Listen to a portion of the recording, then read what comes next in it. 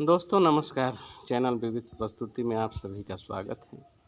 दोस्तों आज हम बात करेंगे अपने द्वारा निर्मित मूर्ति और ईश्वर प्रदत्त कीर्ति मूर्ति के प्रेम संबंधों के बारे में। यूँ तो कहा जाता है मित्रों कि हम सभी प्राणी, धरती में रहने वाले जीव जंतु सभी ईश्वर की कीर्ति हैं, सभी ईश्वर के बनाए हुए मूर्ति हैं हम सभी। और एक तरफ हम लोग, हमारे जैसे मूर्तिकार जो मूर्ति बनाते हैं भगवान का मूर्ति के रूप में, उस मूर्ति का भी पूजा पाठ हम लोग बड़ी श्रद्धा भाव से करते हैं। करना भी चाहिए, हम मूर्ति पूजा के विरोधी नहीं हैं, लेकिन हम इसमें थोड़ा सा तुलनात्मक अध्ययन और तुलनात्मक विचार करना चाहते हैं। एक तरफ स्वयं सर्वशक्तिमान ईश्वर के द्वारा बनाए गए कीर्ति मूर्ति, जो स्वयं ईश्वर भी विभिन्न वेदों ग्रंथों में कहते हैं कि मेरे द्वारा रचित सभी कृति से प्रेम करने वाले को ही मैं संपूर्ण आशीर्वाद देता हूँ या वैकुंठ धाम में स्थान देता हूँ। ये ईश्वर की वाणी है, ऐसे विभिन्न ग्रंथों में लिखा हुआ पाया जाता है। तो एक तरफ हम जैसे मनुष्यों के द्वारा बनाए गए मूर्ति पूजा को लेकर पूजा पाठ हो रहा है, होना चाहिए, अच्छी बात है, लेकिन यदा कदा देखा जाता है विभिन्न जगहों में कि मूर्ति को पूजा करने के बाद से, मूर्ति को स्पर्श करने के बाद से झगड़े, दंगा फसाद, गाली गलौज, मारपीट, देश के कई हिस्सों से तो बहुत अधिक इस विषय में बात आती है कि एक दलित वर्ग का व्यक्ति मंदिर प्रवेश करके मूर्ति को स्पर्श कर दिया तो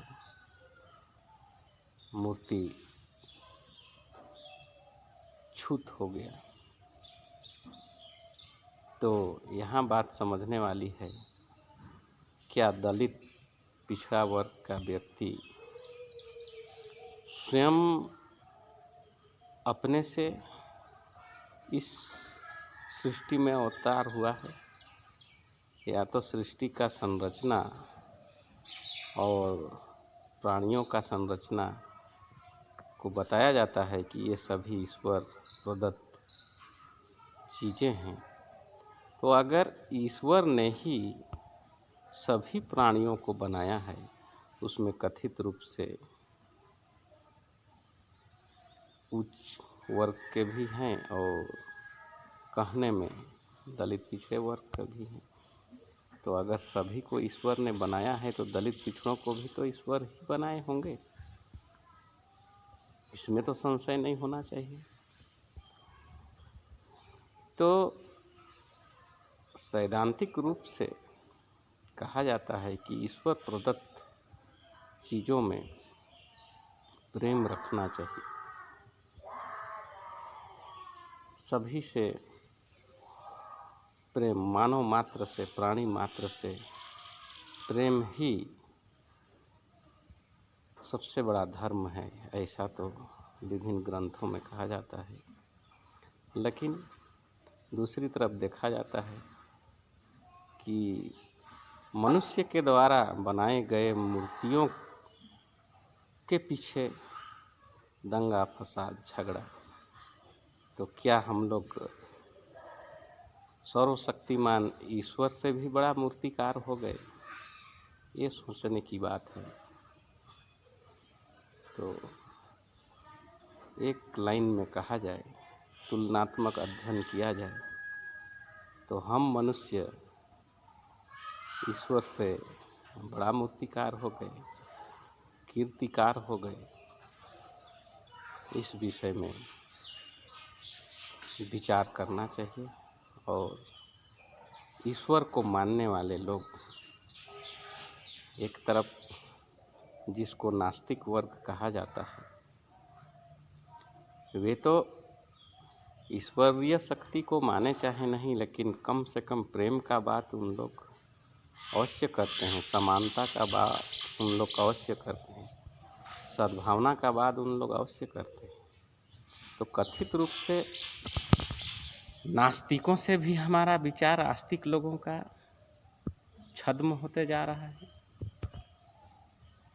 तो इस विषय में आस्तिक समाज, जो अपने को धार्मिक कहलाते हैं, धर्मात्मा कहलाते हैं, वे आस्तिक समाज को विशेष रूप से सोचने की इसमें ज़रूरत है कि क्या हम लोग ईश्वर से भी बड़ा मूर्तिकार हैं, जो ईश्वर के बनाए हुए प्राणी जीव जंतुओं से, एक तबके वर्ग विशेष के लोगों से घृणा करते हैं और उन्हें विभिन्न जगहों में दुत्कारते हैं,